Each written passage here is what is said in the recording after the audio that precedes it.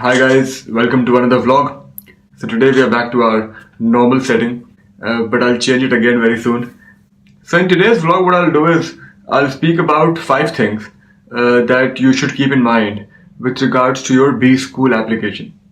Because round 2 is still quite a fair bit away. Round 2 will be first week of January at most schools. So since you have some time, keep in mind these 5 things that I'll speak about today. And this is from experience. I've seen a lot of students erring on these things. So please pay attention to the vlog. So the first thing, and the most important, especially at this point because you have time, start interacting with student ambassadors at the schools you want to apply to. You see, when you write your application essays, it's very important to highlight what kind of research you've done. A lot of schools like NYU Stern will explicitly ask you, what research have you done? And even if they don't ask you, you want to tell them this because you want to show how interested you are in the school. So when it comes to the research you've done, it shouldn't just be limited to visiting the school's website, which is what most of us do. So every school has an admission committee and they all have student ambassadors. So these student ambassadors are typically current senior students whose job is to interact with prospective students, answer their queries. These guys should be able to answer most of your queries. In case they can't, they will pass it on to the AdCom and the AdCom will respond to you. But it's very, very important, not just from the application point of view, but even from actual learning point of view. I mean, if you're applying to a school, you at least want to know more about it, what kind of culture it has, what kind of electives should you take, who are the star teachers, the kind of companies that come, the kind of jobs that get offered. Because what you see on the website is the official information.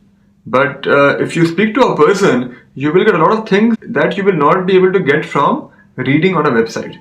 So it's very, very important that you guys start interacting with these student ambassadors.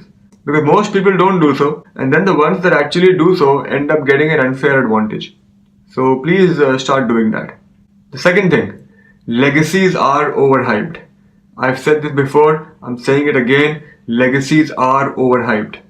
So what is a legacy in case you don't know? A legacy is basically if you've had an immediate relative studying from a particular school, we call it a legacy. So the belief is that if that person recommends you, or just by virtue of being from the same bloodline as that person, you will find it easier to get admission. That is not the case, not at the top schools. I've seen it with enough students who've applied with, legacy recommendations getting rejected at a Harvard, at a Stanford, at a Duke, at Kellogg. So I've also seen them being accepted. But the point is, I haven't seen an unusually high acceptance rate in people who apply with a legacy. In fact, I honestly think it can work against you, especially if you feel that the legacy is what will get you in. Because then again, you will ignore the rest of your application. You will end up sounding as if you are entitled to a seat at that school, and that will ruin things for you. So legacy is a good thing. I mean, there's nothing wrong with legacy. But don't bank on the legacy to get you in.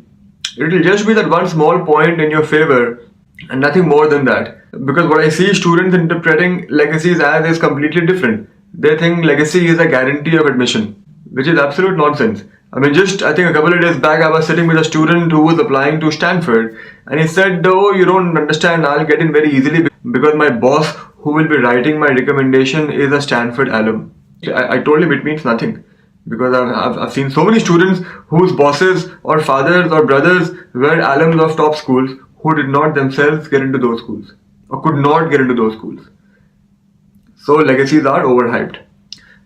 From there comes my third point, your letter of recommendation. Do not obsess over the designation of the person who is writing your LOR.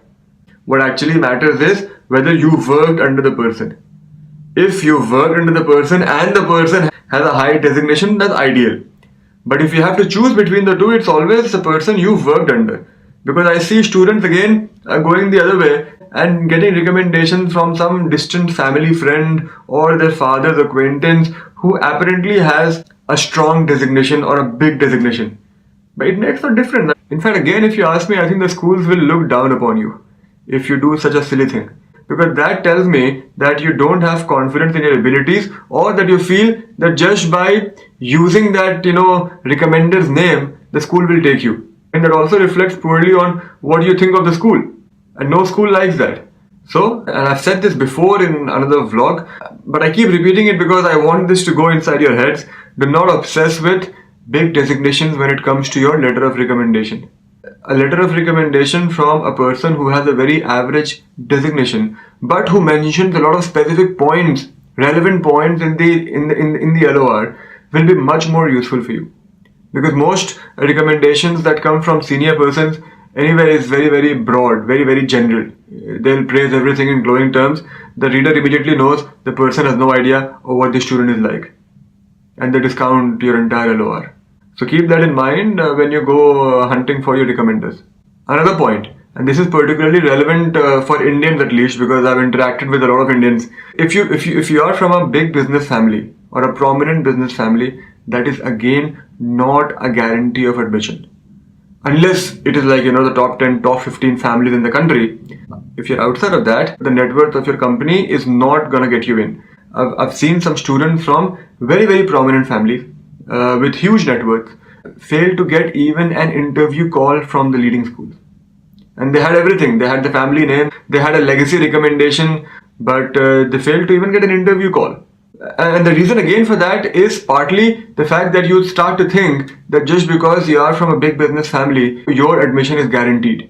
In fact, if you are from such a family, there's one thing that works against you. Typically, the AdCom thinks of you guys as students who have done nothing in life, who are just basking in the family's glory. So, if that is not true in your case, then in your application, you actually want to highlight this fact that you've not been basking in your family's glory, you've actually done something for yourself.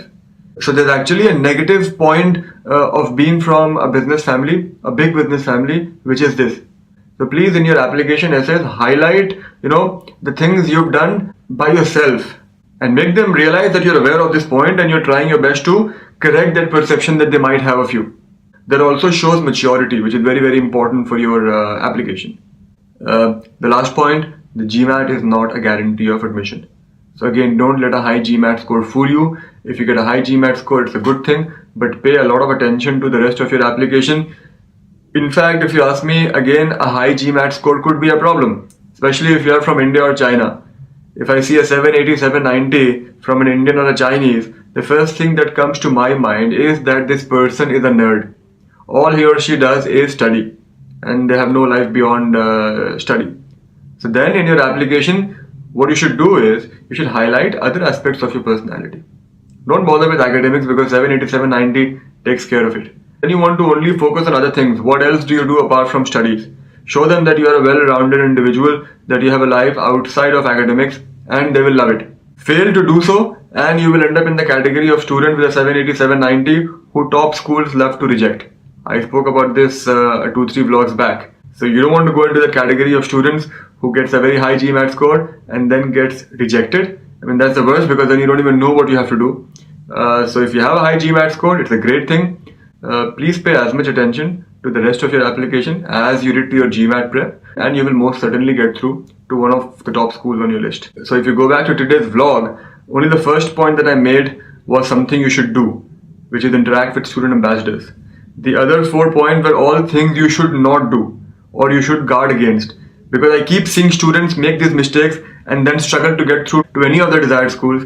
So please don't make this mistake. These are very common mistakes that I particularly see students from India make, but you could be anywhere in the world.